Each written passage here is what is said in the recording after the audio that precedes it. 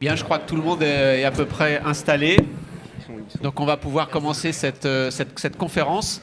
On va aller directement sur le sujet. Faut-il renoncer à certains métiers pour sauver le climat? C'est pas une petite question. Hier, il y avait un débat sur est-ce que la transition écologique et la transition numérique vont de pair ou pas, notamment sur l'emploi. C'était pas évident. Aujourd'hui, quelles sont les conséquences de cette révolution climatique, cette transition énergétique qui réclame de défavoriser des activités économiques, celles qui sont les plus émettrices, et de défavoriser jusqu'où, en particulier, en termes d'emploi. La transition, bien sûr, réclame de produire des biens plus durables, de supprimer la production des biens les plus polluants avec des emplois menacés. Comment est-ce qu'on peut organiser la transition de l'emploi? À quel niveau? Est-ce que c'est au niveau des entreprises? Est-ce que c'est au niveau des filières? Est-ce que c'est au niveau du bassin d'emploi? Quel est le rôle des acteurs privés? Quel est le rôle des acteurs publics dans cette transition? Est-ce qu'il faut pousser une relocalisation des activités économiques? Est-ce que la transition écologique, finalement, pour sauver les emplois, réclame moins de mondialisation? Voilà quelques questions d'ouverture. On a 3 intervenants pour essayer de répondre à cette question. Christian Depertuis, qui est fondateur de la chaire économie du climat à l'université Dauphine. Il est auteur de Le tic-tac de l'horloge climatique, qui est paru en 2019. Et si vous voulez avoir une version plus romancée de ce qu'il pense, eh bien, vous pouvez. Il a publié récemment un roman qui s'appelle « Il voulait refroidir la Terre ». Je vous en dis pas plus. Est-ce qu'il y a des solutions technologiques ou pas? Qui s'y intéresse? Et moi, j'ai pris plaisir à suivre le jeune policier qui a enquêté sur cette affaire. Caroline Mini, qui est chef de projet à la Fabrique de l'Industrie, et tout de suite à ma gauche, Claire Pedini, qui est directrice générale adjointe ressources humaines et responsabilité sociale d'entreprise chez Saint-Gobain, qui va pouvoir nous donner des exemples bien concrets. Je vais commencer avec Christian Depertuis, qui va nous permettre d'avoir un petit peu une idée un peu plus précise sur qu'est-ce que ça veut dire déjà sauver le climat. Sauver le climat, si c'est encore temps, ça veut dire opérer 2 grandes transformations dans notre société pour arriver à ce qu'on appelle la neutralité climatique. Je m'explique. Ce qu'on appelle la neutralité climatique ou la neutralité carbone, ça signifie qu'il faut arrêter l'accroissement du stock de gaz à effet de serre qui est dans l'atmosphère. Je dis bien le stock, pas le flux de ce qu'on envoie, car c'est le stock de gaz à effet de serre qui réchauffe la planète. Et agir sur un stock, c'est toujours beaucoup plus long que d'agir sur un flux. Par exemple, si on veut rénover thermiquement les bâtiments, il y a 32 millions de logements en France. Vous voyez que produire chaque année 600 000 logements neufs, à la norme, c'est assez faisable. Rénover 32 000 logements, c'est plus compliqué. Je ne pense pas que c'est ma voisine de droite qui va me contredire. Donc, sur le climat, nous avons un problème de stock. Il faut stabiliser le stock. Pour stabiliser le stock, il faut égaliser le flux d'émissions qu'on envoie avec l'absorption des gaz à effet de serre en fin de vie, ce qu'on appelle les puits de carbone. Ça implique donc, je le disais tout à l'heure, 2 grandes mutations dans nos sociétés. Notre société, mais aussi les sociétés qui nous entourent en Europe, et puis les sociétés des pays moins avancés. Et l'enjeu majeur aujourd'hui, ça va être comment est-ce qu'on peut concilier dans le monde le développement avec le bas carbone. La première transformation, vous la connaissez déjà, elle est sous toutes les informations, c'est la transition énergétique. Pourquoi la transition énergétique? Tout simplement parce que dans les flux d'émissions que les hommes envoient dans l'atmosphère, 70%, c'est le CO2 qui résulte de l'usage des énergies fossiles, le charbon, le pétrole et le gaz. Nous n'avons donc aucune chance d'arriver à la neutralité climatique si nous ne sortons pas très rapidement de ce système énergétique et de cette addiction à ces 3 sources fossiles. Pour y arriver, ça implique sur le plan économique 2 mouvements. Un mouvement d'investissement dans les énergies décarbonées, le renouvelable, l'éolien, le solaire, le stockage de l'électricité, tout ce qu'on vous raconte sur la transition énergétique qui est très important, l'efficacité énergétique naturellement. Mais c'est pas de rajouter des éoliennes, des panneaux photovoltaïques, des batteries qui va faire baisser les émissions de gaz à effet de serre. C'est de supprimer l'usage des fossiles. Il faut donc parallèlement désinvestir des énergies fossiles. Et vite. Et ce désinvestissement des énergies fossiles, il va concerner à la fois la production, la distribution des énergies fossiles, donc beaucoup de métiers qui sont liés à la filière énergétique, mais aussi dans le secteur industriel et des services, tous les utilisateurs d'énergie fossile. Vous comprenez bien que si vous faites un véhicule électrique, c'est pas pareil que de fabriquer un véhicule thermique. Si dans 10 ans, on n'a plus de chaudière thermique, ben ça va modifier complètement tous les travaux. Donc, c'est ce double flux investissement-désinvestissement qui est, je crois, absolument essentiel. Et quel est le solde sur la croissance économique lorsqu'on fait à la fois de l'investissement et du désinvestissement? C'est incertain. Ça dépend beaucoup de vos structures de l'économie. Si vous avez une structure économique qui est très très fortement liée aux fossiles, ne nous faisons pas d'illusions. Ça implique moins d'activité, moins de croissance. Bon. Quand on est dans un pays comme la France, où on a quand même beaucoup d'actifs immobilisés qui sont liés à l'usage des fossiles, eh bien, il va falloir être capable de faire ce transfert d'actifs. Les actifs financiers, on en parle beaucoup avec les actifs échoués. Ça bouge vite. L'actif humain, le travail, c'est beaucoup plus compliqué. Et puis, il n'y a pas que les humains qui sont le vivant. Il y a aussi tout ce qu'on fait en matière de carbone biologique, l'agriculture et la forêt. Et là, c'est la deuxième transformation, mais tu vas me couper. Oui, oui. Ouais. Allons pas, ne traitons pas tout d'un coup. On fera tout à l'heure. Rassurez-vous, on fera tout à l'heure. Investir et désinvestir, résultat sur la croissance incertain. Pour la France, quand même, un certain plutôt positif, un certain plutôt négatif? Alors, moi, je ne suis pas Madame Irma. Si vous voulez avoir des bonnes prévisions sur le futur et des gens qui sont sûrs de ce qui va se passer, vous allez voir Madame Irma. C'est bien un économiste, il ne veut pas se mouiller. Hein. Non, non, mais je n'ai pas terminé. Non, ne crache pas dans la soupe parce que tu es un petit peu économiste aussi. Alors, journaliste. Tout dépend de la façon dont on va s'y prendre. Moi, je pense que fondamentalement, nos sociétés développées, que ce soit la France ou l'Allemagne ou les autres sociétés européennes, nous savons beaucoup plus facilement investir que désinvestir. Nous avons une culture de l'investissement.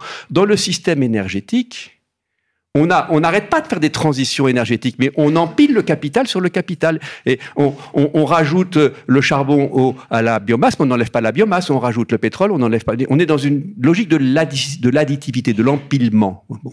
Donc, le solde de cette transition énergétique va fondamentalement dépendre d'un changement de logiciel. Il faut basculer d'une logique de l'empilement, d'une logique de j'empile les sources d'énergie les unes vers les autres, à une logique de substitution, donc à une logique de reconversion.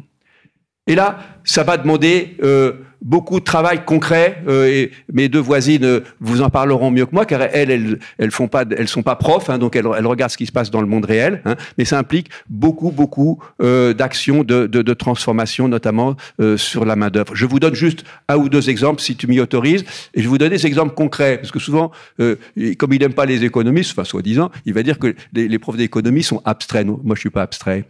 Je vous donne un exemple, par exemple, sur les chauffe-eau thermiques. La première façon de faire intelligemment de l'énergie solaire, c'est d'utiliser des chauffe-eau solaires qui fabriquent de la chaleur. Et ça a été assez tôt rentable. Et en France, le développement de la filière des chauffe-eau thermiques a pratiquement perdu 10 ans. Pourquoi? On savait très bien fabriquer des chauffe-eau thermiques. Et on savait très bien que ces chauffe-eau thermiques pouvaient être rentables aux conditions de marché. On a oublié de former les plombiers. Non, mais c'est pas une farce. Hein. Et la plomberie d'un chauffe-eau thermique, c'est à peu près l'inverse de celle d'un chauffe-eau solaire. Donc tout simplement, on a monté les chauffe-eau solaires à l'envers. Voyez-vous? Bon, donc c'est un exemple parmi beaucoup d'autres. Je prends l'exemple qui sera sans doute repris tout à l'heure sur l'industrie automobile. Bon, on voit bien que au niveau industriel, c'est une énorme révolution. Et là, tous les jours, on lit que enfin les constructeurs industriels ont pris à bras le corps la transition sur ce volet-là, et l'électrification est devenue la course. Aujourd'hui, il faut faire la course à l'électrification. Bon, en termes d'emploi dans la filière industrielle, Bon, c'est clair, c'est connu, c'était dans le tic-tac de l'horloge climatique, hein, du reste, il y a 4 ans déjà. On sait que fabriquer des véhicules électriques, ça consomme à peu près, enfin, ça utilise à peu près 2 fois moins d'ouvriers qu'un véhicule électrique. Un véhicule thermique, pardon. Donc, il y a un énorme problème d'emploi. Est-ce qu'on a préparé? Est-ce qu'on a préparé? Je lis avec stupéfaction dans de très bons supports, dont celui-là, que, Alternative économique, je te renvoie l'ascenseur, que il y a un problème dans les fonderies dans ce pays.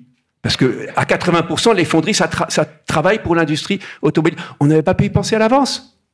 Vous voyez? Donc, ce travail de transfert d'actifs humains, il est extrêmement important et on ne sait pas très bien le faire. On ne sait pas très bien le faire. Encore moins peut-être en France que dans d'autres pays. On a beaucoup de rigidité hein, sur le marché de l'emploi. Oui. Et on n'anticipe pas. Je vous donne un autre exemple, très concret. 2014, 2013, je ne sais plus. J'étais à une rencontre internationale sur la mobilité. Je déjeune à côté d'un collègue chinois qui dirige l'école des moteurs à Shanghai. Et le type me dit, moi je ne comprends pas, hein. J'ai regardé, chez les grands constructeurs automobiles, je ne cite pas lequel, il n'y a pas 10 ingénieurs électriques. Moi, à l'école des moteurs de Shanghai, je forme 300 ingénieurs électriques chaque année. Voyez-vous? C'était en 2013. Donc il ne faut pas s'étonner si aujourd'hui, on fait la course pour rattraper hein, les producteurs asiatiques sur les batteries douilles anticipées. Dernier point, sur la transition énergétique, peut-être qu'on aura le droit de parler du vivant après, si l'animateur nous autorise. Hein. Oui. Alors, le dernier point, c'est que cette transition, elle concerne tous les métiers. J'ai parlé des plombiers tout à l'heure. Là, on a parlé des ouvriers de production dans la chaîne automobile. À l'aval de la production automobile, très important, il y a toute la filière qui entretient les voitures. Ça va pas être les mêmes métiers hein, d'entretenir les véhicules électriques. Il y a plus de gens qui travaillent dans l'entretien des véhicules que de gens qui fabriquent les véhicules, beaucoup plus. Hein. Et on sait très bien que les véhicules électriques vont demander moins de travail d'entretien, avec des compétences différentes. Vous voyez un peu ce chamboulement complet. Bon. Et sur les chercheurs, les profs comme nous, hein, bon, là aussi, il y a une transition énorme à faire. Bon. Moi, j'ai eu de la chance. J'ai rencontré des climatologues, donc je m'y suis mis un petit peu avant un certain nombre de collègues. Donc, mon premier cours d'économie et de changement climatique, je l'ai fait en 2004 à l'université Paris-Dauphine. On me prenait pour un fou à l'époque, hein, franchement. Hein. J'étais considéré comme une espèce de marginal, hein, si vous voulez, visionnaire. Enfin bon, pas compris. J'ai vu le président, il m'a dit, mais attends, on est à Dauphine, une université sérieuse. C'est pas une université de banlieue, c'est pas Vincennes, mais bon, vraiment, c'était le beau. Non, mais c'est authentique, hein. C'est pas la. Bon, mais, bon. Et puis aujourd'hui, on se retrouve au centre. Bon. Donc, dans la formation, il faut évidemment développer massivement des nouvelles formations, mais il ne faut pas oublier la formation des formateurs et il ne faut pas oublier les efforts de recherche qui vont donner lieu à des bons formateurs. Et là, on a de très grandes institutions en France qui doivent beaucoup bouger. En matière énergétique, vous savez quel est l'organisme de recherche français public qui est le plus important en termes de budget et de loin? Ça s'appelle le CEA, le Commissariat à l'énergie atomique. On ne peut pas dire qu'il n'a rien fait. Il a développé des petits bouts sur notamment l'énergie solaire avec un institut remarquable hein, qui est situé à Chambéry ou près de Chambéry. Bon. Mais il faut évidemment que les enveloppes des budgets alloués aux recherches de la transition énergétique se déplacent vite pour qu'on forme beaucoup plus de chercheurs sur ces nouvelles thématiques. Autre exemple, on a un extraordinaire centre de recherche et de compétences qui s'appelle l'Institut français du pétrole. On a rajouté du reste et des énergies nouvelles, parce qu'on s'est aperçu que si on conservait que le mot IFP, ça faisait quand même assez ringard. Bon. Mais il ne suffit pas de rajouter énergie nouvelle à la fin de IFP. Il faut déplacer les programmes de recherche, etc. Et puis, il y a un énorme organisme de recherche publique qui s'appelle l'INRA, et ça va me permettre de faire la transition avec une question que tu vas peut-être me poser maintenant. L'INRA, c'est la recherche sur le vivant. Mais l'INRA, pendant des années, a fondé l'essentiel de ses programmes de recherche agronomique sur le développement d'une agriculture industrialisée ou productiviste, ou je ne sais pas comment m'exprimer, quel est le bon qualificatif, qui n'est pas du tout en phase avec la deuxième transformation, sans laquelle on n'arrivera jamais à la neutralité climatique, qui est la transformation agroécologique. Alors, on va arriver au vivant, mais je voudrais juste profiter de l'exemple, parce que je trouve qu'un exemple concret, ça marche toujours mieux. Sur la voiture électrique, concrètement, une bonne partie de la valeur ajoutée de la voiture électrique, c'est sur la batterie. Et tu l'as dit, la batterie, les Chinois sont très en avance sur nous. Est-ce que ça veut dire concrètement qu'il faut relocaliser la production de batteries pour les voitures électriques sur le sol européen, voire français? C'est une évidence. Alors, on va commencer par le mauvais exemple, et puis on va arriver au bon exemple. Le mauvais exemple, c'est les panneaux photovoltaïques. Hein? En 2005, dans les 10 premiers producteurs mondiaux de panneaux photovoltaïques, vous aviez 0 Chinois. Vous aviez un Japonais qui faisait 80% du marché. Hein, et puis, vous aviez des Allemands. Et puis un Canadien. Vous n'avez pas de Chinois. Prenez les 10 premiers producteurs de panneaux photovoltaïques 10 ans après, il y a 9 Chinois, et le 10e, il est canadien-chinois. Oui, bon, donc là, on a pris c'est incroyable, si vous voulez. Enfin, on a financé le développement. Donc, sur les batteries, il ne faut pas faire la même chose. Alors, premier point, sur les batteries, il n'y a pas que les Chinois. Hein. Je trouve que le caractère approximatif de la référence à la Chine est toujours un peu dangereuse, mais tu m'excuses, c'est ta délicatesse, Christian, mais les Chinois ne sont pas responsables de tous nos maux, si vous voulez. Hein, bon. Et prenons garde un peu à ne pas avoir cette référence systématique aux vilains Chinois et aux gens... Bon, aujourd'hui, le lead sur l'industrie de la batterie, c'est la Chine, la Corée et le Japon. Et on ne sait pas très bien encore, les cartes ne sont pas encore totalement jouées, hein, si vous voulez. C'est pas du tout comme les panneaux photovoltaïques. Hein. Bon, donc, mais l'Europe est très en retard. Bon, donc, il est évident que une partie de la reconversion sera plus facile à faire si nous fabriquons la batterie qui va représenter à peu près la moitié de la valeur ajoutée industrielle d'un véhicule de demain. Pour ceci, je crois que heureusement, on ne s'y prend pas de la même façon que sur les panneaux photovoltaïques. Il y a un plan européen qui est très important. Il y a un plan français. Et pour la partie que je connais, il se trouve que j'ai introduit le débat public sur l'usine ACC, qui est l'une des premières méga-usines de batteries qui va être fabriquée dans le nord de la France. Donc, pour ce que je connais, les projets d'implantation de batteries se multiplient. Ceux qui sont en avance, les Suédois. La première méga, parce qu'il faut faire, quand je dis méga, je m'explique. Hein. Si vous voulez être compétitif hein, sur les batteries, c'est comme pour le photovoltaïque, c'est comme pour l'éolien. Faites pas dans l'artisanal. Ne faites pas dans l'artisanal. Hein. Il faut faire dans la très longue série. C'est la seule façon d'être compétitif. Hein. Donc, il faut faire ce qu'on appelle les méga batteries, les méga usines. Donc, la première méga usine qui va produire en Europe, probablement dès le début de l'année prochaine, c'est Northvolt en Suède. C'est plus une start-up, mais c'était une start-up il y a 7-8 ans. Hein. Une entreprise partie de rien, de gars un peu fous. Ça me rappelle un peu quand je commençais le cours d'économie du climat à Dauphine en 2004. Hein. Y en a un qui vient de Tesla, l'autre je ne sais pas d'où il vient, bon, qui se sont lancés, mais après ils ont toute la machine suédoise qui se met en route. Donc, je crois que sur la batterie, on ne va pas faire les mêmes erreurs. Il y a tous les jours, pratiquement, on annonce des nouveaux plans. Par exemple, vous avez vu sur ACC, hein, qui est le gros producteur de batteries avec Total et PSA. Mercedes vient de les rejoindre. Il y a un autre conglomérat. Donc, je pense qu'on ne va pas faire les mêmes erreurs. Mais attention, ne nous illusionnons pas. Même si nous fabriquons toutes les batteries en Europe, il y aura besoin de nouvelles compétences et de nouvelles qualifications pour former ces batteries. On ne les a pas toujours. Donc il faut les débaucher, soit en Asie, soit aux États-Unis, chez Tesla. Il faut les débaucher des gens, parce qu'on n'a pas les compétences. Bon. Et puis, ça fera moins d'emplois que si on regarde tous les gens qui travaillent aujourd'hui dans les fonderies, dans les usines de montage de moteurs thermiques, si vous voulez. Donc, c'est ça qu'il faut gérer. Et je pense que gérer ces restructurations à très grande échelle, Eh bien, pour une part, il faut apprendre. On en a connu d'autres dans le passé qui ont bien fonctionné. Je pense au charbonnage, par exemple. Hein. On a reconverti les charbonnages en France, mais ça a coûté pépette à l'État. Là, on pourra. C'est pas l'État qui pourra tout payer là, parce que ça va pas concerner qu'un secteur. C'est tous les secteurs qui sont liés aux énergies fossiles. Donc c'est un enjeu majeur, mais c'est aussi un enjeu extrêmement exaltant, si vous voulez. C'est pas parce que c'est dur que c'est pas intéressant. Et je terminerai peut-être par un volet un peu plus positif.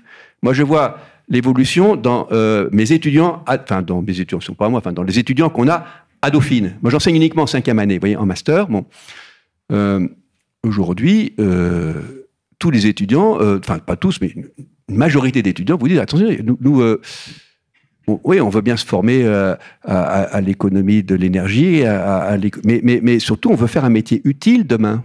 On ne veut pas faire n'importe quoi. On ne veut pas aller travailler pour continuer à produire des fossiles ou pour. Vous voyez, donc, je pense que le fait que cette reconversion soit un immense chantier, c'est beaucoup de difficultés, mais c'est aussi beaucoup d'énergie mobilisable qui fait sens. Vous voyez, ça fait sens. Moi, personnellement, je fais le même métier qu'il y a 20 ans, hein, mais mon métier aujourd'hui fait beaucoup plus sens. Depuis que je fais l'économie du climat, ça a beaucoup plus de sens. Avant, je vous faisais, je sais pas, la taille critique de l'asset manager. Hein, je vous faisais l'économie industrielle. Vous voyez comment est-ce que Saint-Gobain doit se comporter? Est-ce qu'il faut? Je me souviens, j'avais fait un truc sur les flottes. Est-ce qu'il faut des méga flottes ou est-ce qu'il faut les répartir entre les pays? Bon, c'est intéressant. Hein, vous n'allez pas dire, mais bon, ça fait moins de sens pour moi que de m'occuper de l'économie du climat. Juste une petite question avant de terminer avec une dernière question sur ce que vous appelez le carbone vivant. Juste dernière petite question sur la voiture électrique, avec une réponse courte. Est-ce que la voiture électrique, c'est plus propre que la voiture thermique? On fait tous ces efforts, on va changer les emplois, là. Alors, est-ce qu'on va y gagner vraiment? Oui, alors, moi, je vais répondre pas sur la propreté, sur les émissions de CO2. La propreté, c'est plus large que le CO2. Ok. En plus, le CO2, il est ni propre ni sale, mais il réchauffe la planète. Bon. Puisqu'il est odeur. Il faut que je sois court. Bon. Les véhicules électriques aujourd'hui, on émet plus de CO2 pour les construire. Et ensuite, on récupère par rapport aux véhicules thermiques, suivant un certain nombre d'années, qui dépend de deux choses. Un, l'électricité qu'on va utiliser. Ah oui. Si on utilise de l'électricité fortement carbonée, c'est plus long. Deux, de la façon dont on a construit le véhicule électrique, si vous voulez, puisque aujourd'hui, on a des méthodes de production et de fabrication, notamment si on fait le long de la chaîne. À l'amont, il faut des métaux. Et certes, la production, alors le nickel, le cobalt, je ne veux pas rentrer dans les détails, hein, et aujourd'hui, le raffinage d'un certain nombre de ces métaux est extrêmement émetteur. Par parenthèse, et j'aurais dû le dire tout à l'heure, je ne l'ai pas dit, dans l'enjeu de ramener les batteries en Europe, il n'y a pas que les batteries, il y a l'enjeu aussi des constituants, des intermédiaires qu'on va mettre dans les batteries, hein, soit les métaux, soit les électrodes, enfin je ne rentre pas dans les détails. Bon. Et ça, c'est quand même un enjeu très important, parce qu'aujourd'hui, l'essentiel de la fonderie de ces métaux est en Chine. Pourquoi est-ce que c'est en Chine ? En grande partie parce que la Chine a une stratégie. La Chine, si vous voulez, c'est un pays, c'est un pays qui anticipe, vous voyez. Mon collègue École des moteurs, hein, c'était 2013 hein, qui formait les 400 ingénieurs. Donc la Chine a une stratégie anticipatrice et donc elle a déjà, pas monopolisé, le terme serait un peu fort, mais très fortement assuré ses approvisionnements sur ces filières. Et donc, le combat économique, enfin, la compétition économique, c'est pas un combat. Moi, j'aime pas les idées de guerre économique. Hein, c'est pas la guerre qu'on veut. C'est la compétition, c'est différent. Hein, bon. Hein, cette compétition économique, il faudra aussi la jouer à l'amont des batteries. Donc, j'ai compris que c'était pas gagné hein, en termes d'émissions de CO2, la voiture électrique. Une dernière question sur ce que vous appelez le carbone vivant, l'agroécologie, et bien sûr, ne perdons pas l'idée de cette table ronde, et quels impacts sur l'emploi ? Alors, Je vous ai dit tout à l'heure que 70% des émissions mondiales de gaz à effet de serre, c'était le CO2 lié à l'usage des énergies fossiles. Si j'additionne les émissions qui sont liées à l'agriculture, je ne parle pas de la consommation d'énergie des agriculteurs, les agriculteurs sont comme tous les autres, comme vous et moi, des citoyens et donc ou des entrepreneurs, et donc quand ils consomment de l'énergie, mais je parle du méthane et du protoxyde d'azote. Les deux gaz à effet de serre après le CO2, c'est le méthane et le protoxyde d'azote. La première source d'émissions dans le monde, en Europe et en France, pour le méthane et pour le protoxyde d'azote, c'est l'agriculture. Je ne le dis pas du tout pour ostraciser les agriculteurs, mais c'est un fait, si vous voulez. Bon. Et puis, la forêt, la déforestation a de tout temps été à l'origine d'émissions de CO2. Et la première cause de la déforestation dans le monde a toujours été l'extension des usages des sols pour l'agriculture et l'élevage. Ça a longtemps été le cas de l'Europe, ensuite ça a été le cas de l'Amérique du Nord avec la conquête de l'Ouest, et depuis 1950, c'est les fronts forestiers tropicaux. 20 à 25%, suivant la façon dont on mesure les puits de carbone, je ne vais pas vous faire rentrer dans le détail, c'est lié à l'agriculture et la forêt. Et l'agriculture est vraiment le maillon important, puisque si on veut arrêter la déforestation tropicale, on ne va pas mettre des gardes forestiers autour de l'Amazonie, on ne va pas mettre des réserves, non, il faut cesser les fronts de déforestation tropicale en fournissant des alternatives aux agriculteurs qui sont sur les fronts de déforestation. Alors comment est-ce qu'on fait ça ?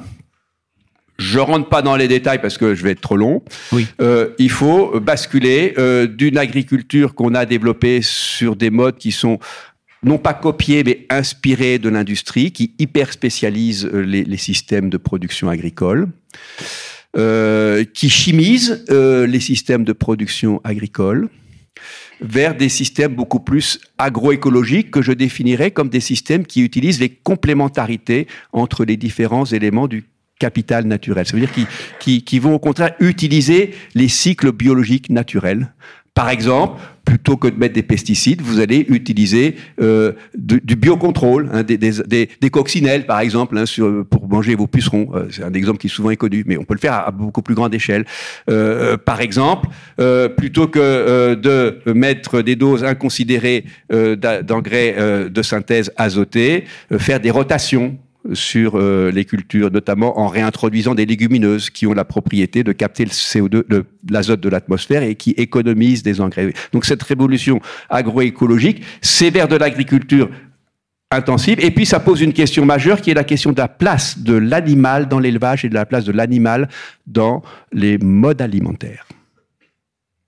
Tout simplement parce que la première source de méthane au monde, c'est les ruminants. Et que je ne vois pas de scénario possible sur les réductions d'émissions de méthane qui ne passent pas par une reconsidération des modes d'élevage des ruminants. Ça ne veut pas dire qu'il faut aller casser la vitrine du boucher du coin et mettre du faux sang dans la rue, comme le pensent certains. Moi, je ne suis pas un militant, mais ça veut dire qu'il faut réfléchir ces questions-là. Et l'impact sur l'emploi. Alors, j'y viens. Ouais. Alors, l'impact sur l'emploi. Bon, en une minute. En une minute. Ouais. Eh bien, ça va être très simple. 1, l'agroécologie, l'agriculture biologique, c'est plus technique que l'agriculture conventionnelle, industrialisée. C'est plus technologique. Donc, vous allez avoir besoin de beaucoup plus de qualification. Et pourquoi c'est beaucoup plus technique ? Parce que c'est plus complexe.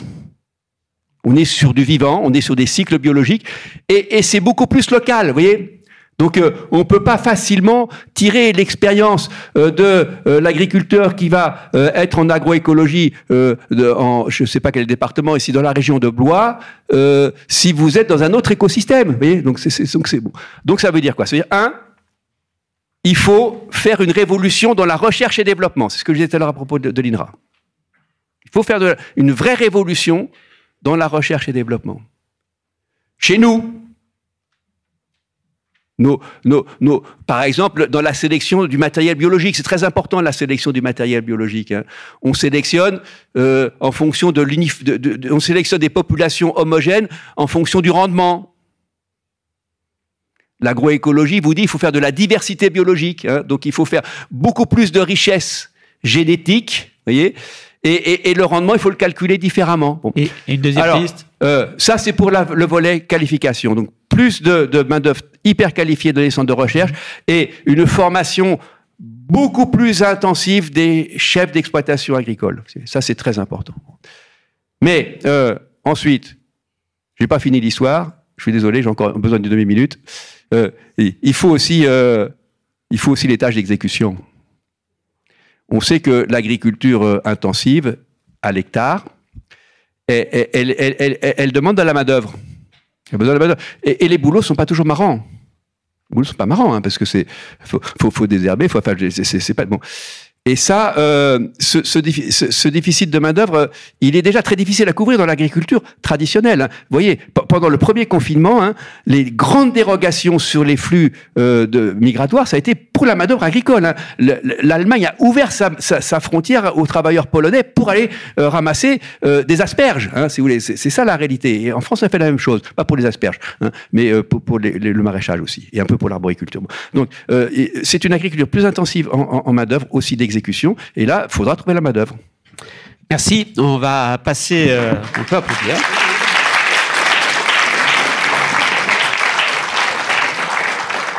On va revenir avec Caroline Mini, qui est chef de projet à la Fabrique de l'Industrie, sur l'impact de la transition écologique, cette fois sur l'emploi industriel. Qu'est-ce qu'on en sait aujourd'hui ? Bonjour à tous. Merci beaucoup pour cette invitation. Donc, je suis ravie d'être là avec vous aujourd'hui pour discuter de ce sujet très important.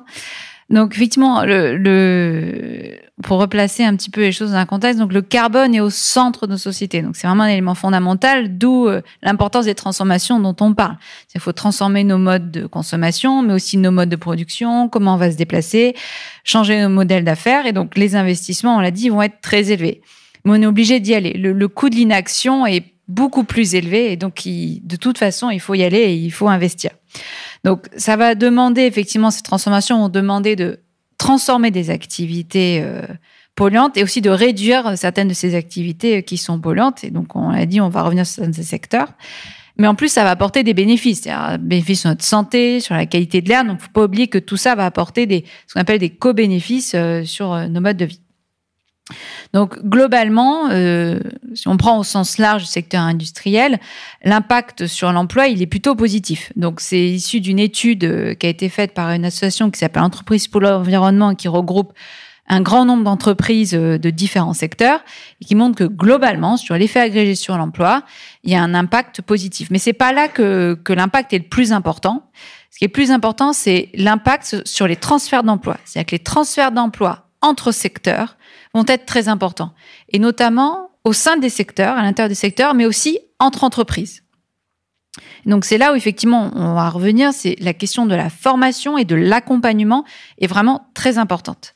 Donc, si je reprends, donc il y a des secteurs qui vont être vraiment plus touchés que d'autres. Et donc, je vais reprendre l'exemple de la filière donc véhicule, notamment la filière moteur.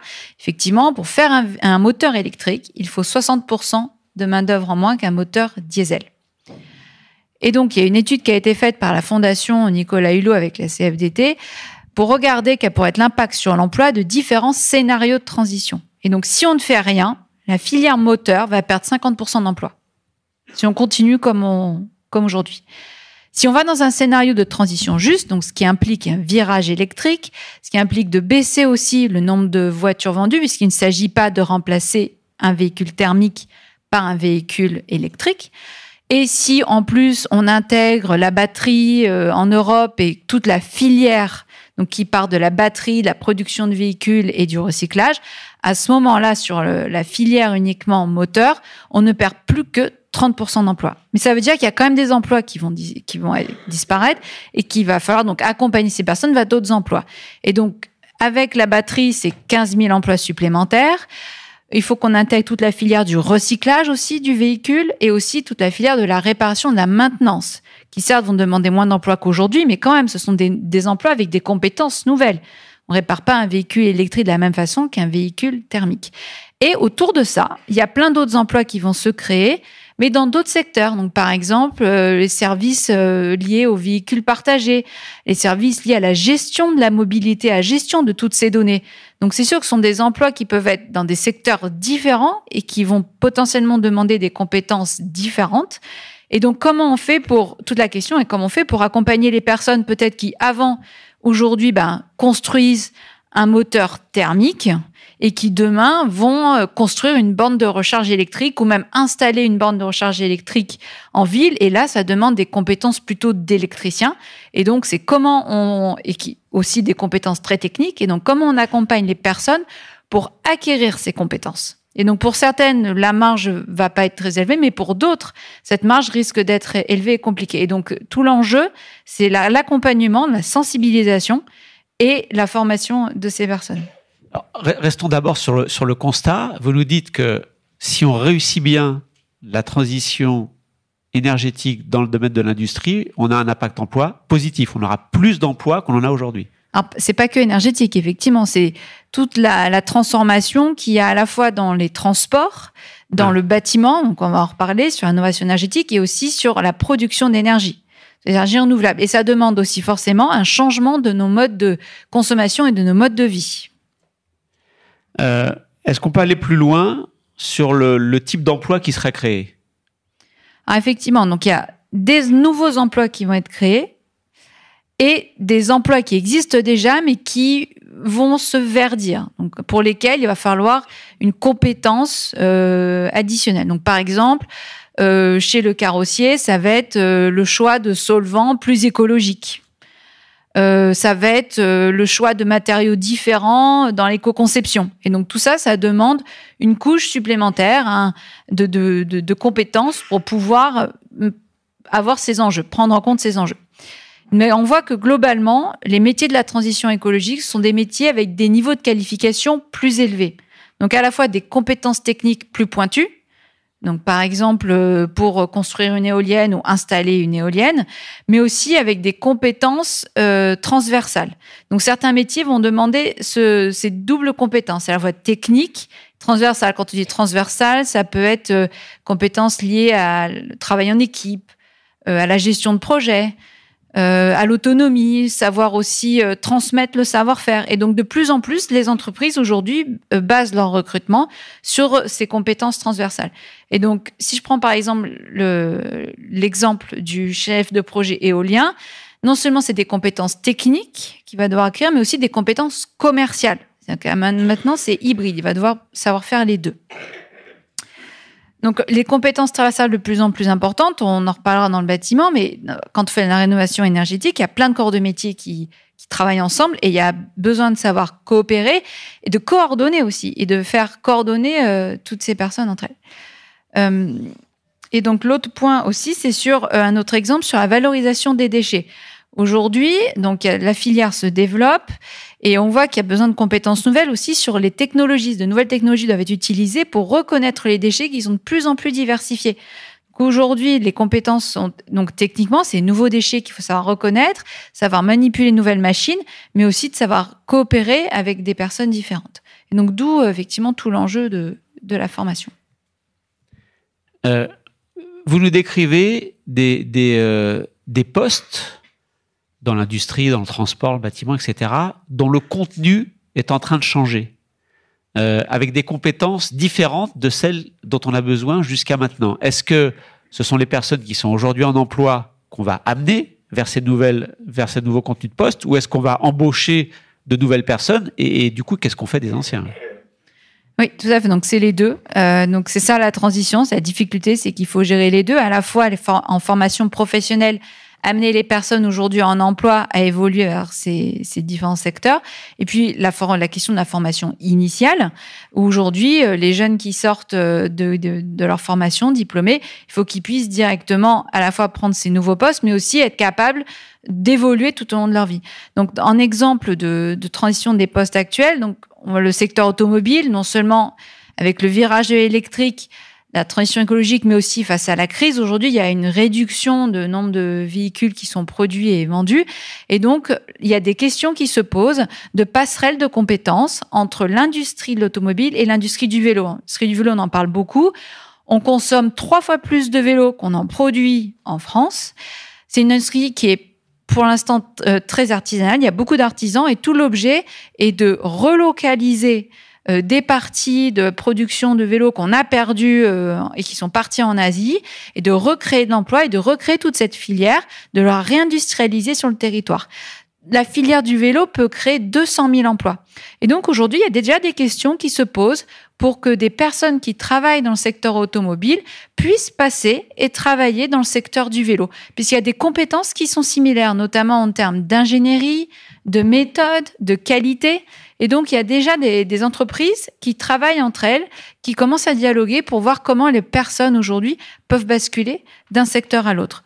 Donc, il y a toute la question donc, est-ce qu'il y a besoin peut-être d'un minimum de formation à voir, mais aussi donc pour des marges plus importantes et des questions de formation professionnelle quand il s'agit de prendre en jeu prendre en compte les enjeux de transition écologique. Qu'est-ce qu'une empreinte carbone? J'ai parlé donc du choix effectivement des solvants tout à l'heure, mais des marges encore plus importantes. Bon, on a parlé d'agroécologie. Donc tout ça, c'est en formation professionnelle. Et donc les entreprises elles-mêmes, on peut avoir des centres de formation internes. Elles peuvent aussi monter des formations avec des universités ou d'autres entreprises. Et après, il y a toute la question de la formation initiale, où là, en plus, il faut identifier les métiers de demain. Donc c'est déjà compliqué. Donc, par exemple, ingénieur en génie écologique. Donc là, il y a un master qui se monte entre une entreprise et une université sur ce nouveau métier-là. Donc toute la question de l'identification. Qu'est-ce que c'est que ce métier, pardon? Alors, c'est un métier à la fois qui regroupe les compétences de génie civil et de génie écologique, qui allie les diagnostics énergétiques des bâtiments et de pouvoir ensuite construire les bâtiments dans cette optique donc de sobre en énergie et sobre en émissions de CO2. Alors, toute la question, pourquoi cette formation professionnelle, c'est si compliqué, parce qu'il y a déjà énormément d'acteurs.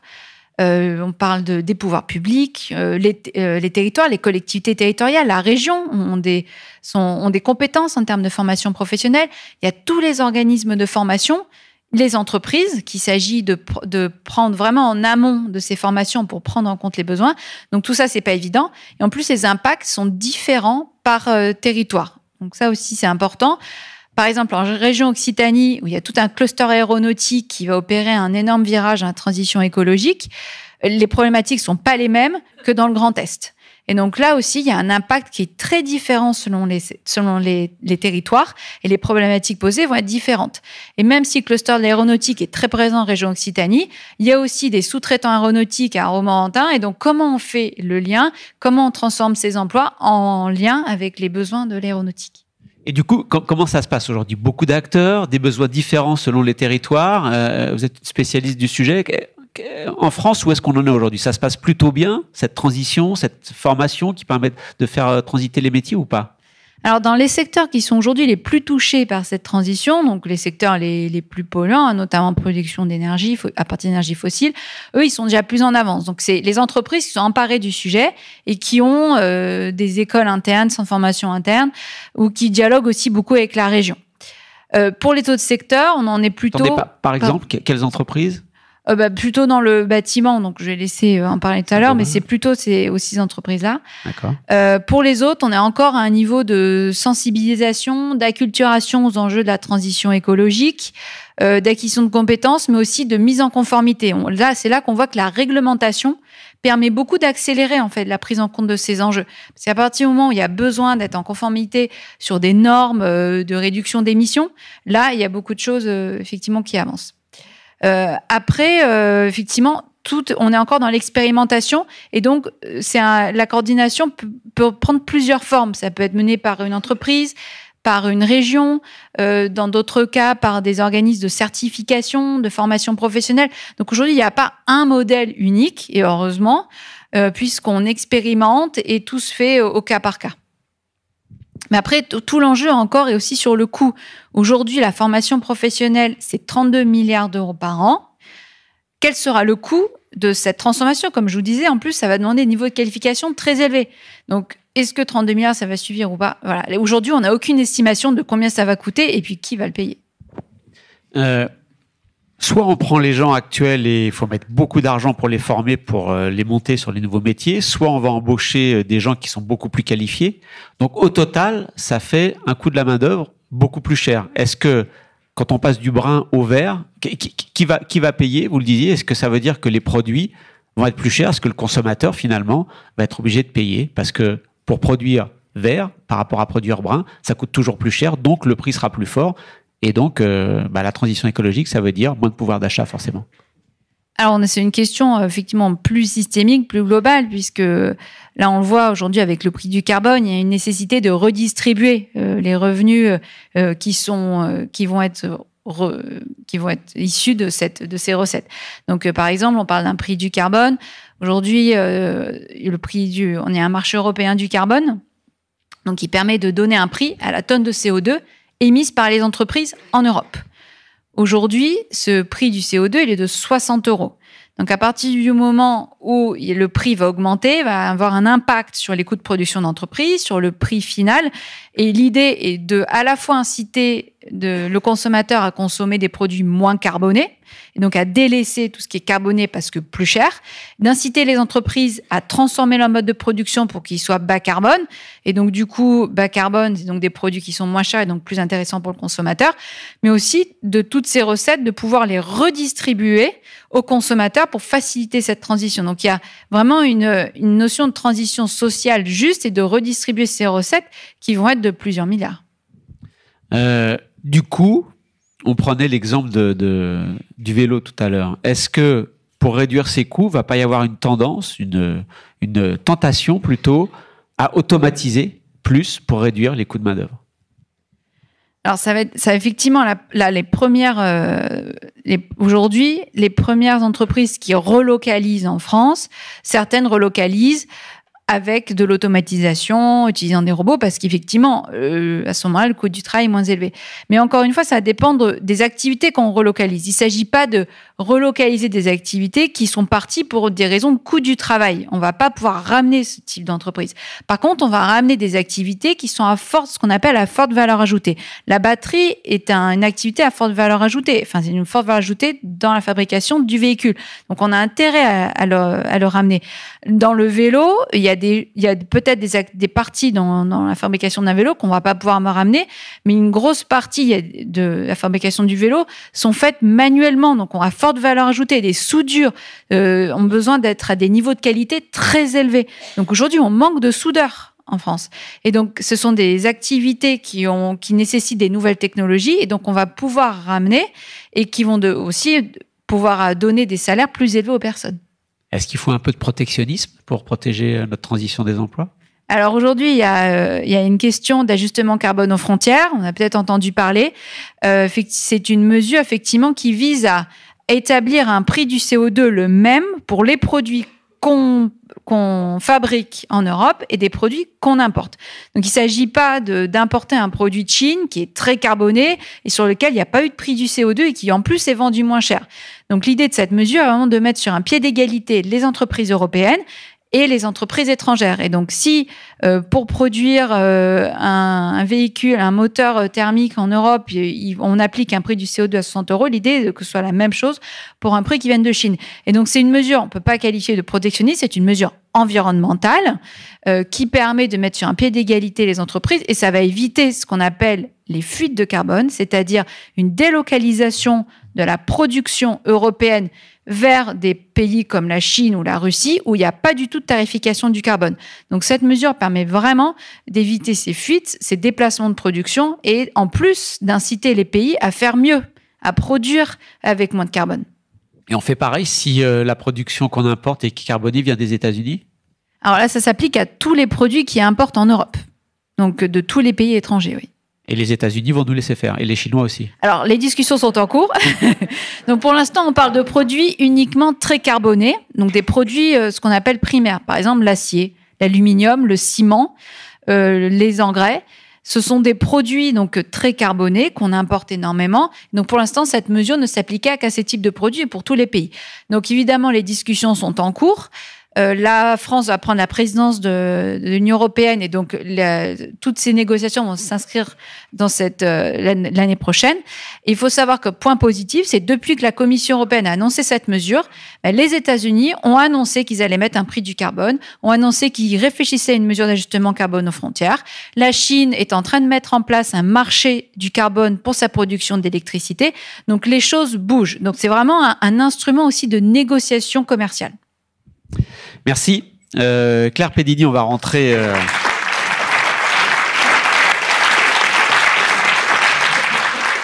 On va passer du plus général au particulier. Déjà, vous allez nous rappeler ce que fait Saint-Gobain et pourquoi vous êtes si impliqué et à la pointe d'être impliqué parmi les entreprises dans ces problèmes de transition énergétique et les conséquences sur l'emploi. Et puis, vous allez nous dire, est-ce que c'est cette transition écologique pour vous une source de problème, une source de croissance ou un peu des deux?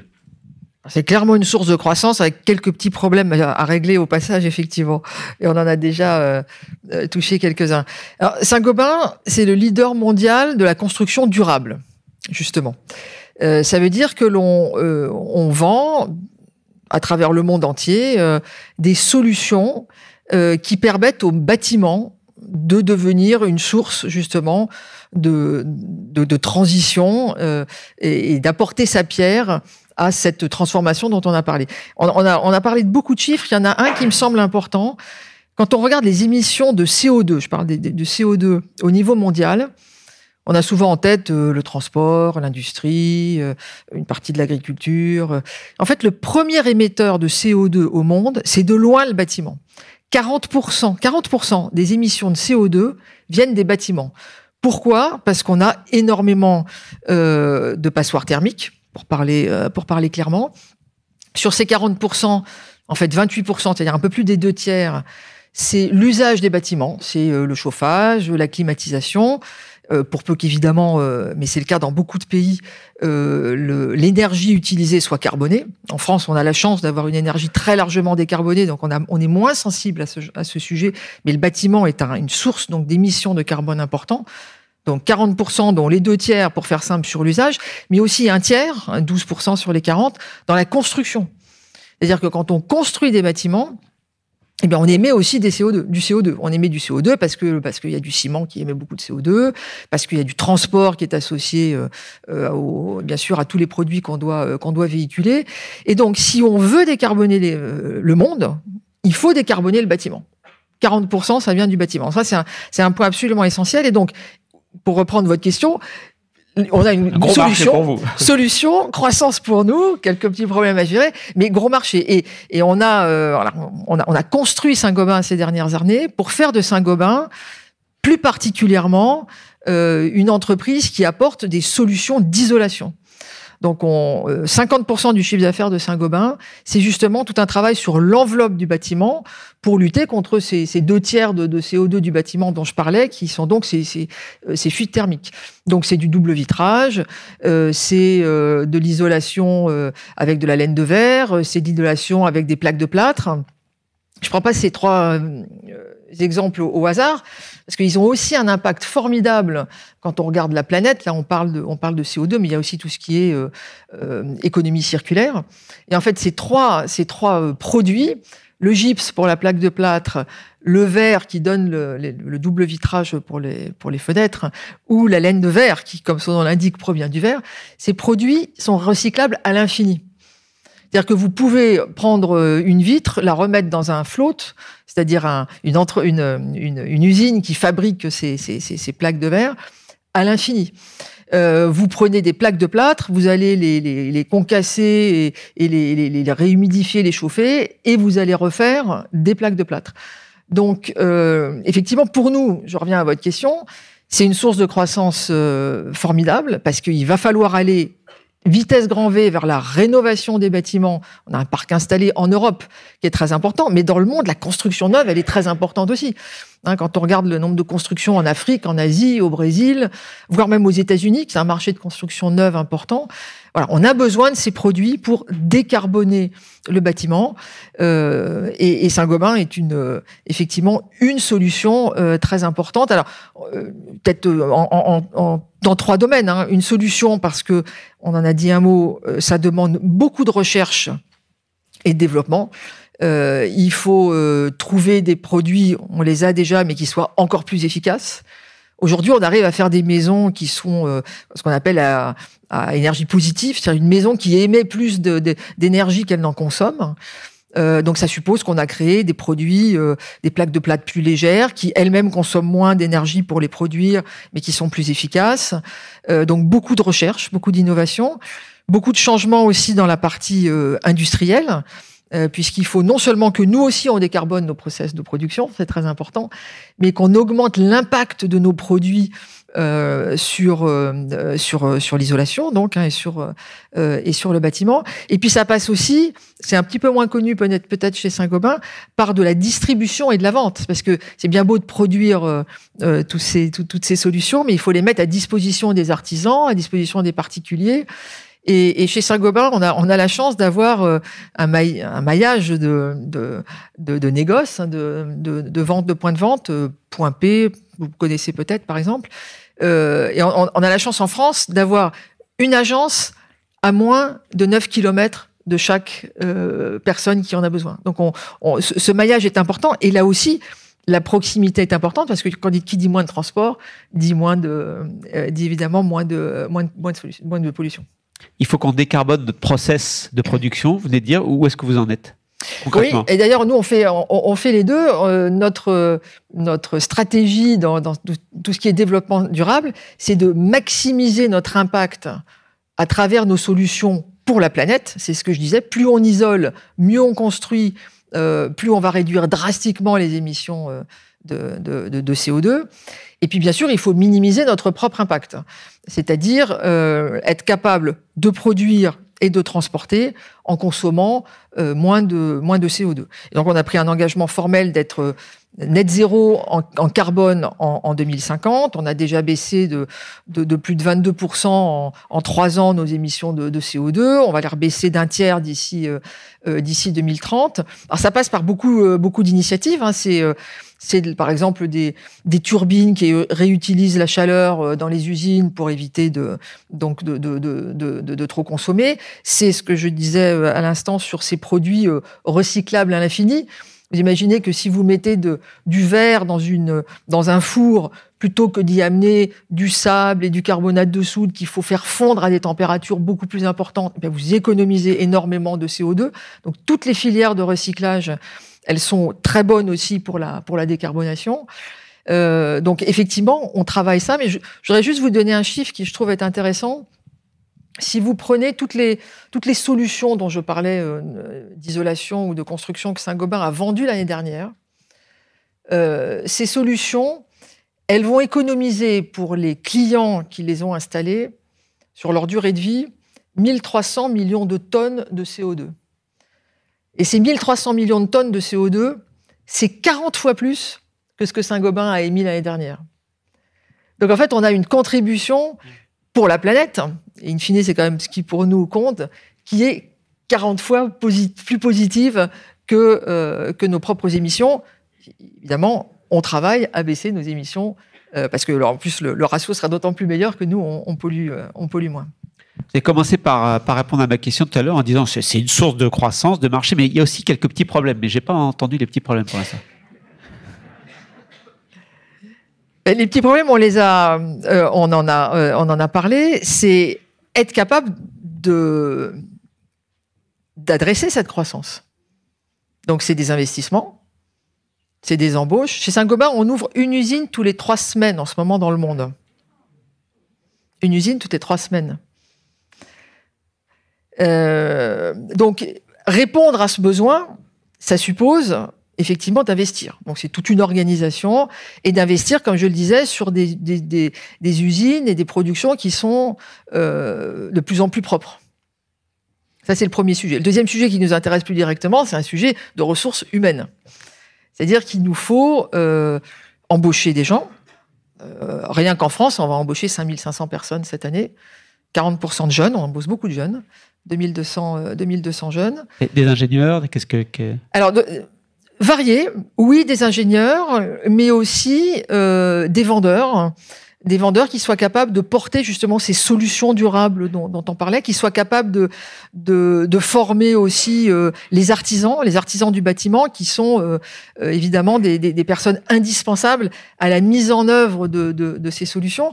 On a beaucoup donné d'exemples de nouveaux métiers dont finalement le niveau de formation était assez élevé. On a beaucoup parlé de master, mais la majorité des gens aujourd'hui, c'est pas des masters. Et la majorité des gens dont on aura besoin, notamment dans le bâtiment, et le bâtiment, on le sait, On disait historiquement, quand le bâtiment va, tout va. C'est un secteur qui est très pourvoyeur de main-d'œuvre. Et donc, il faut, ça fait partie de notre job aussi, d'aider les artisans à se former. On va former dans l'année qui vient 10 000 artisans à l'efficacité énergétique. Il y a des labels d'ailleurs en France qui sont donnés pour que un artisan qui est garant de l'efficacité énergétique, que vous puissiez dans vos maisons avoir un artisan compétent. Donc il faut former nos clients, il faut former nos salariés. Donc c'est à la fois, comme on le disait, embaucher des personnes, mais beaucoup, et ça chez Saint-Gobain on y est très attaché, beaucoup, j'allais dire, former sur le tas, en formation continue, développer les compétences de nos vendeurs pour qu'ils soient capables de vendre ces solutions, de nos industriels pour qu'ils soient capables, par des formations de digitalisation par exemple, d'émettre beaucoup moins de CO2 dans nos usines, en mettant les capteurs qui vont bien aux bons endroits, en créant des algorithmes pour être beaucoup plus efficaces. Et puis, c'est former des jeunes. J'ai eu la chance lundi d'ouvrir le deuxième CFA interne à Saint-Gobain, que nous avons créé, un CFA de jeunes vendeurs. Rappelez-nous CFA. Centre de formation, pour les apprentis, vous avez raison, qui est maintenant rendu possible par les nouvelles lois. Les entreprises peuvent former leurs propres... Donc à l'intérieur de l'entreprise. À l'intérieur de l'entreprise, on a créé 2 centres de formation des apprentis. Celui que j'ai inauguré lundi, c'est un centre de formation des apprentis pour des métiers de la vente et du marketing, avec une spécialisation de vente pour l'habitat durable. Donc voilà, typiquement, on a 100 jeunes qu'on a embauchés et qui vont être en alternance chez nous pendant 2 ans, qui vont travailler sur l'habitat durable et qui seront des vendeurs de ces solutions qui viseront donc à décarboner l'habitat, dont je rappelle qu'il représente 40% des émissions de CO2 dans le monde aujourd'hui. Est-ce que vous allez chercher ces jeunes ou ces vendeurs ou ces ingénieurs pour créer de nouveaux postes? C'est la même question que tout à l'heure. Et les anciens, entre guillemets, de Saint-Gobain, est-ce que vous les transformez, vous les formez, ou bien ceux-là, tant pis, ils ont perdu leurs compétences? Pour beaucoup, on les transforme. J'ai pris cet exemple dans l'industrie. On a lancé il y a 2 ans un grand programme de formation qu'on a appelé digital et analytique, qui vise à donner à nos chefs de ligne, mais aussi à nos ingénieurs, mais à des gens qui sont vraiment sur le terrain, une compétence, pas en intelligence artificielle, comme on le voit mais en algorithme, en analytique, et qui permet donc, en utilisant toutes les données que nous récupérons de plus en plus avec les capteurs que nous mettons dans nos lignes de production, d'en faire sens finalement et de mieux comprendre la manière dont fonctionne une ligne de production pour optimiser bien sûr le coût matière, la rapidité de la ligne, mais aussi l'optimisation par exemple de la consommation énergétique du four. On arrive à capter en mettant des capteurs dans les fours les moments où le four est plus ou moins efficace. Et en fait, historiquement, on pensait que plus on chauffait, plus c'était efficace pour fondre. Mais c'est pas vrai. Donc, en arrivant à moduler ce genre de fonctionnement du four, finalement, grâce à du digital et grâce à de la formation interne, on est là aussi plus efficace, non seulement dans notre production, quant à sa rapidité, quant à son coût, mais quant aux émissions de CO2. Donc là, typiquement, c'est de la formation sur le tas. On transforme grâce à une compétence digitale que l'on a donnée. On a formé déjà 1800 personnes l'année dernière sur le sujet, des chefs de ligne, des ingénieurs qui étaient et qui gardent de toute façon leurs compétences en production, mais qu'on enrichit avec d'autres compétences. Donc vous voyez, c'est à la fois des nouveaux métiers, des embauches et une transformation très forte des compétences en interne. Et j'élargis un petit peu le point parce que les notions de filière sont effectivement importantes. Et c'est aussi notre rôle de former nos clients. Je parlais des artisans tout à l'heure, mais de former aussi les industriels avec qui on peut travailler pour que ce soit toute la filière qui soit en tension et qui puisse évoluer. Parce que s'il y a un point de blocage à un moment, on va pas fonctionner. Donc c'est là que effectivement les trois niveaux sont intéressants entre la macro, la filière et puis l'entreprise, et sûrement que la grande entreprise elle a un rôle particulier à jouer dans l'animation des filières pour avancer sur ces sujets. Votre centre de formation des apprentis, il y a une dimension territoriale. Est-ce que vous allez les chercher plutôt dans tel ou tel type de territoire? Oui, par exemple, le centre de formation qu'on a ouvert là sur les vendeurs d'habitat durable, il est situé dans 3 régions. Il est à Paris, à Lyon et à Toulouse.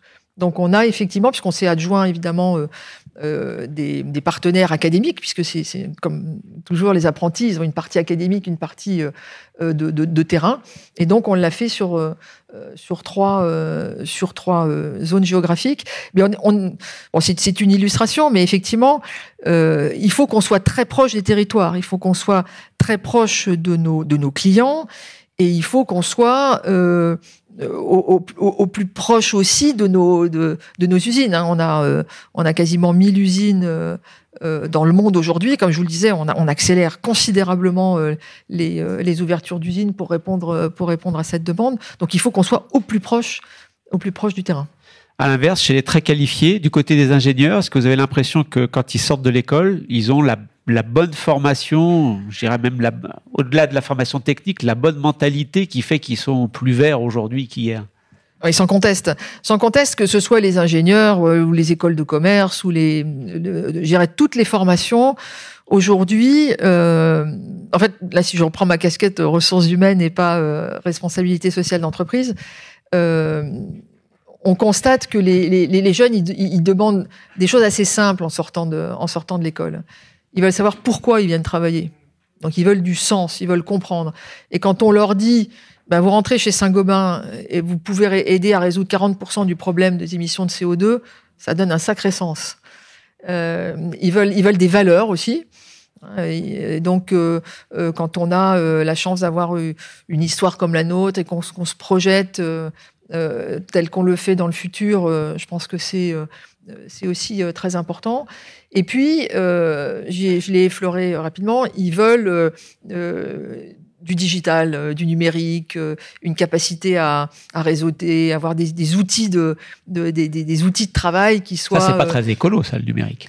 Mais détrompez-vous. Là encore, ça dépend. On dit les serveurs, ça consomme une électricité folle. Mais si votre électricité, elle vient de fermes solaires ou de fermes éoliennes, ou je vais faire un petit peu de provocation parce que c'est quand même vert du nucléaire comme en France, vous polluez pas. Vous n'avez pas de CO2.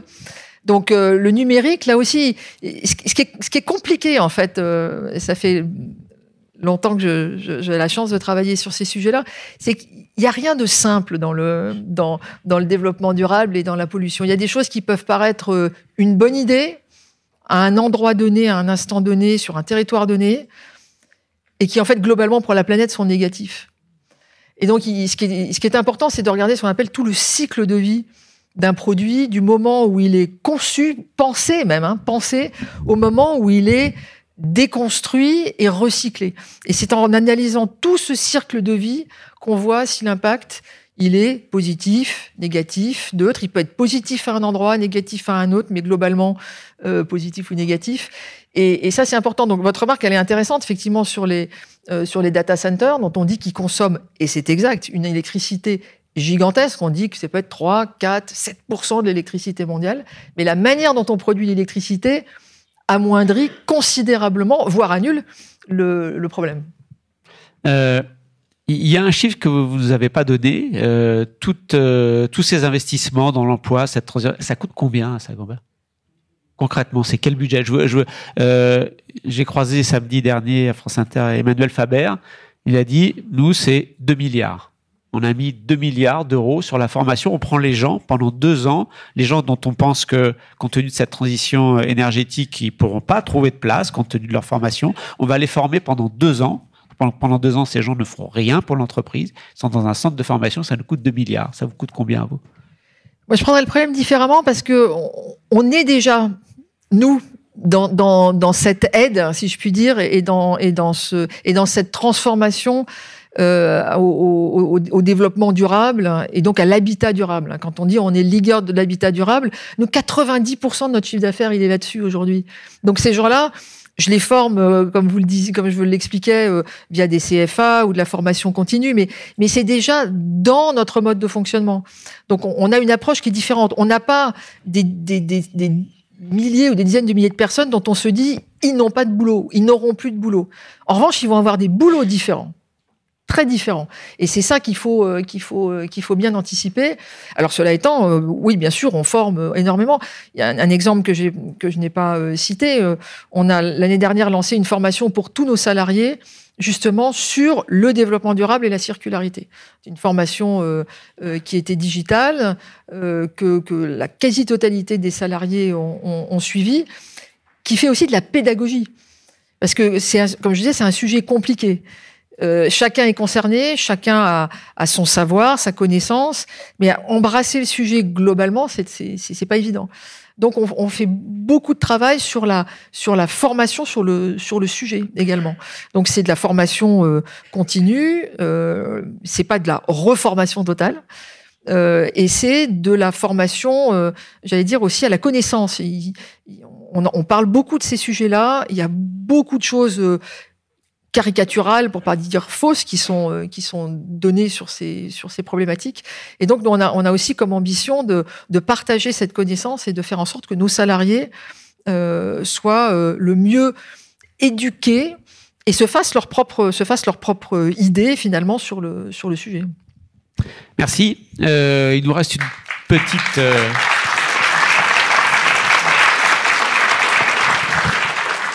Il nous reste une dizaine de minutes, donc pour des causes Covid, il n'y a pas de micro qui peut circuler dans la salle. Donc si vous souhaitez poser des questions, posez-les bien fort et je mettrai au micro. Alors il y a 1, 2, 3. Donc monsieur.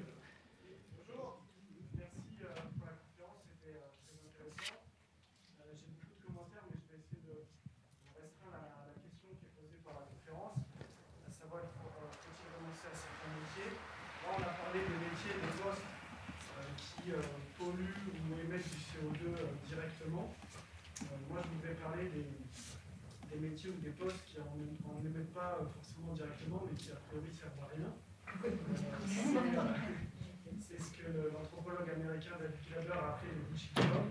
Vous pouvez les retrouver énormément dans la bureaucratie, dans la banque, dans les services, par exemple. Et finalement, c'est comme il le théorise des postes qui n'apportent rien à la société, donc forcément, ils peuvent être supprimés. Et si on les supprime, ça va nécessairement diminuer les émissions de CO2 avec les transports associés, les bâtiments, les bureaux associés construits pour héberger ces bullshit jobs. Quelle est votre position là-dessus? Quelle solution pour supprimer les bullshit jobs? Merci, il y avait une question derrière.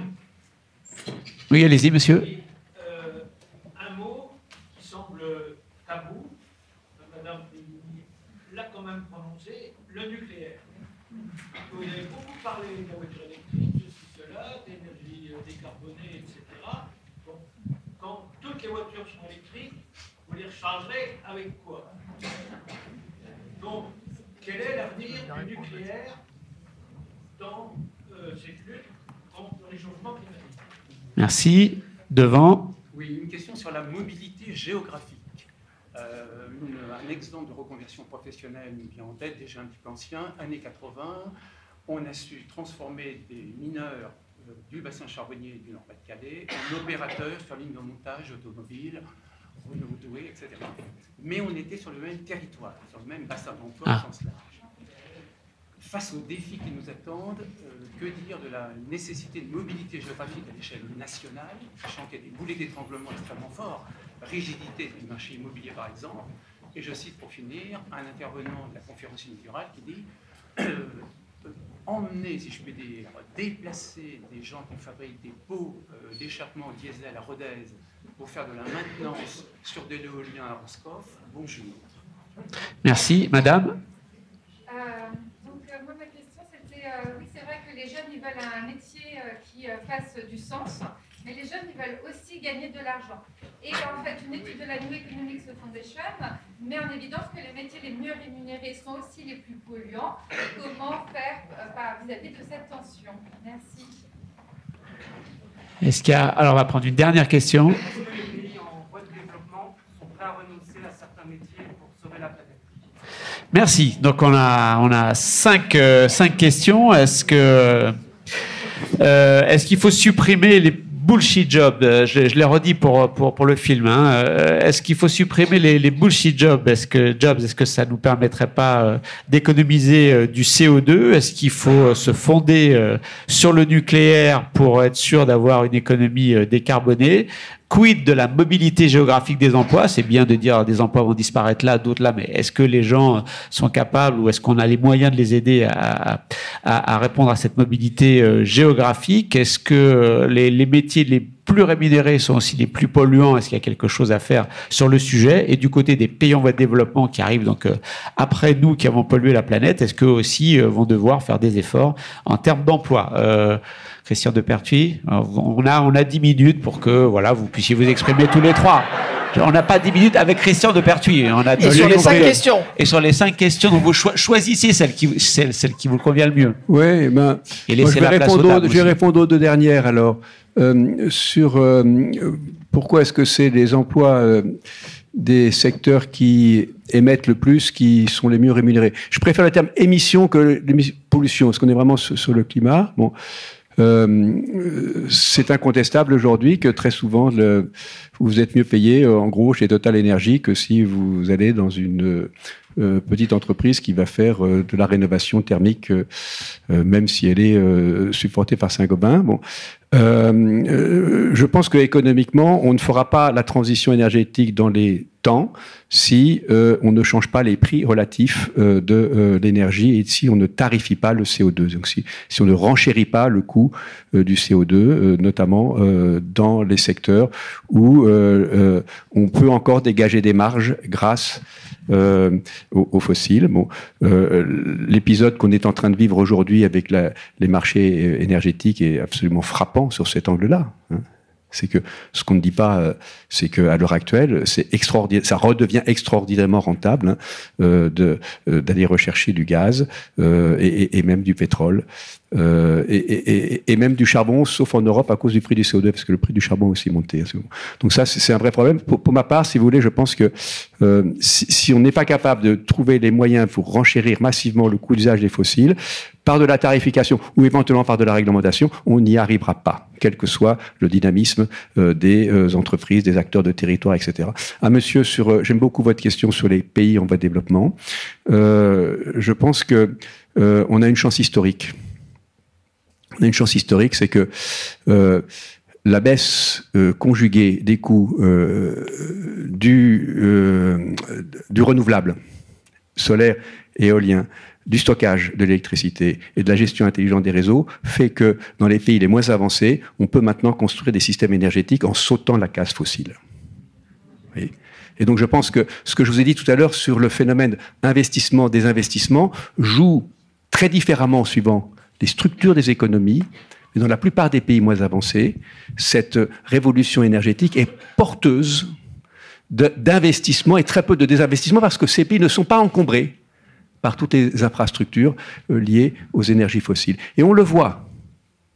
Moi, je suis engagé dans une ONG qui s'occupe de développement au sud, et on le voit très bien, notamment en Afrique, au sud du Sahara, que l'accès à l'électricité, qui était totalement bloqué jusque vers 2010-2015, redémarre, pas suffisamment vite, grâce aux énergies renouvelables. Et ça, c'est véritablement, je crois, un point majeur pour la lutte contre le climat.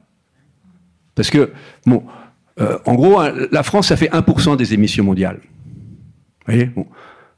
Donc, il faut faire. Mais il est évident que l'enjeu majeur, c'est même plus la Chine. L'enjeu majeur, c'est qu'est-ce qui va se passer quand les pays les moins avancés vont se développer. Et je pense que l'émergence de nouvelles technologies compétitives, décarbonées, en dehors du nucléaire qui lui est très cher, ça donne une chance historique à ces pays pour se développer en sautant la case fossile.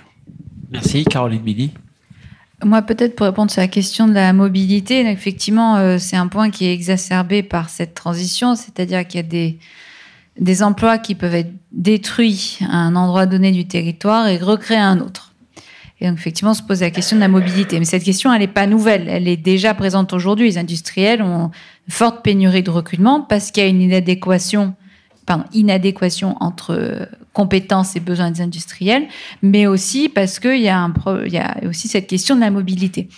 Et donc là, il y a déjà plein de mesures mises en place par les entreprises.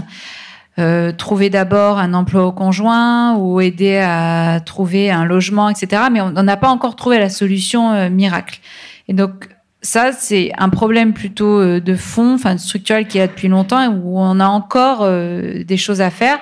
Et ça va être particulièrement, effectivement, accru dans le cadre de cette transition. Alors, est-ce qu'aujourd'hui, le phénomène qu'on voit de télétravail, des faits où on va rechercher à vivre plus proche de petites villes pour la qualité de vie, etc., est-ce que ce phénomène va aider justement à redistribuer un petit peu l'activité sur le territoire, à faire revivre des petits centres-villes qui avant étaient délaissés parce que tout de suite, l'emploi se situe dans les grandes villes? Voilà, je pense qu'on est dans une tendance aussi... on a parlé beaucoup du monde d'après sur cette crise du Covid. Il y a beaucoup de choses qui ne vont pas arriver, mais en tout cas, le télétravail va faire que c'est un des changements qui va engendrer d'autres changements progressifs et qui peuvent permettre en tout cas, être une partie de la solution sur ce problème de mobilité. Merci. Claire Pedini. Le point sur le nucléaire, parce que c'est moi qui ai prononcé le mot durant la discussion. Je vais juste rappeler quelque chose. Le problème qu'on a aujourd'hui, c'est le stockage de l'électricité, fondamentalement. Si on arrive, et il va falloir de plus en plus électrifier donc on parle de l'électrification des transports avec la voiture.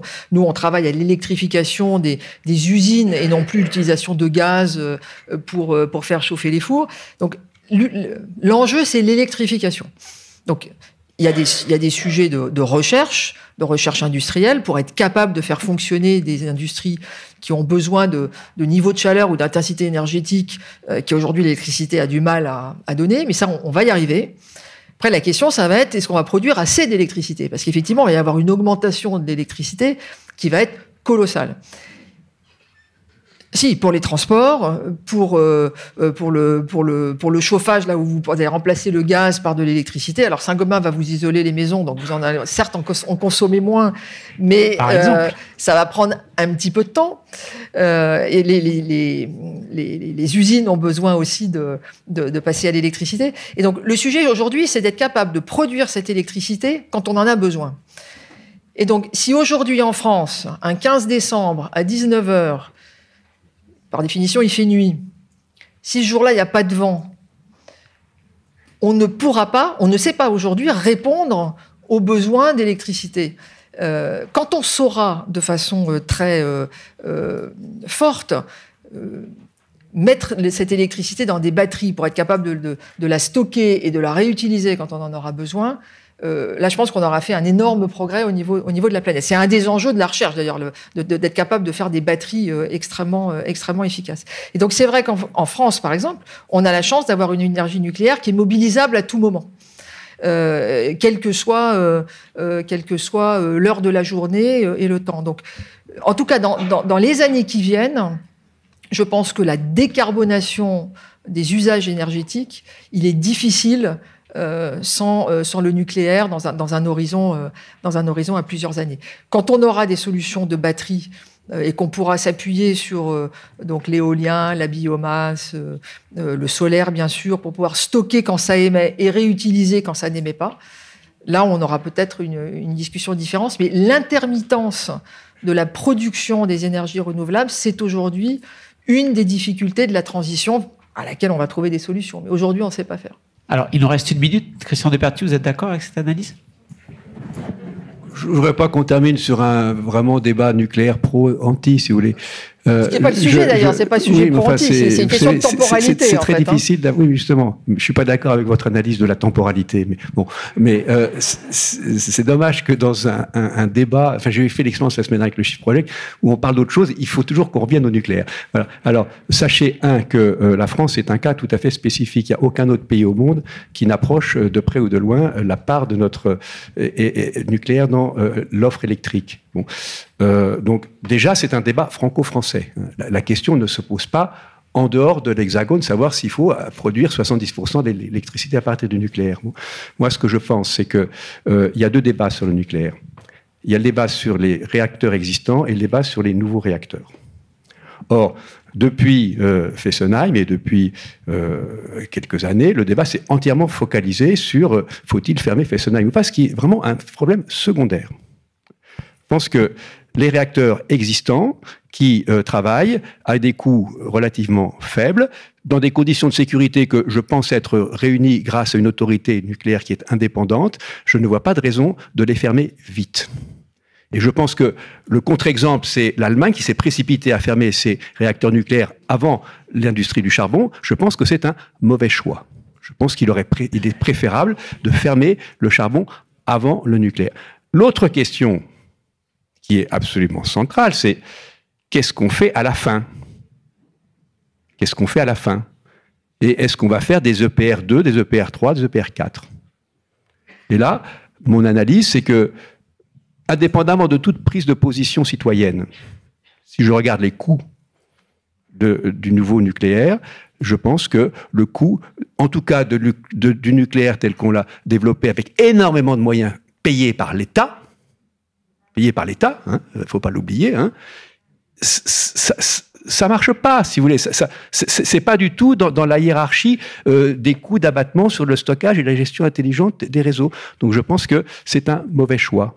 Oui, donc je pense que voilà mon analyse. Bon, je peux me tromper, mais en tout cas, ce que je souhaiterais, c'est qu'on puisse débattre sereinement de ces questions-là et pas sur des positions figées où on est pro ou anti, un peu comme sur, vous savez, sur le bien-être animal. Oui, je pense que on gagnera tous en connaissance. À débattre notamment sur des chiffres. Donc on est d'accord. Non. Non, ça s'appelle de la récupération. Vous voyez, ça s'appelle de la récupération. Si vous voulez, je vous donne juste un dernier point. Oui, mais on n'est pas d'accord. Oui. Si vous prenez le premier travail que l'Agence internationale de l'énergie a fait sur la marche vers le zéro net carbone en 2050, regardez le tableau annexe. Vous avez un tableau des coûts de production de l'électricité par famille de technologies sur toutes les zones économiques du monde. Regardez le tableau et vous me direz pourquoi est-ce que vous allez construire du nucléaire en 2030. Et pour relier avec le thème de la table ronde, le nucléaire, c'est quand même des dizaines de milliers d'emplois en France et très qualifiés. Merci, je pense qu'on peut remercier nos trois intervenants.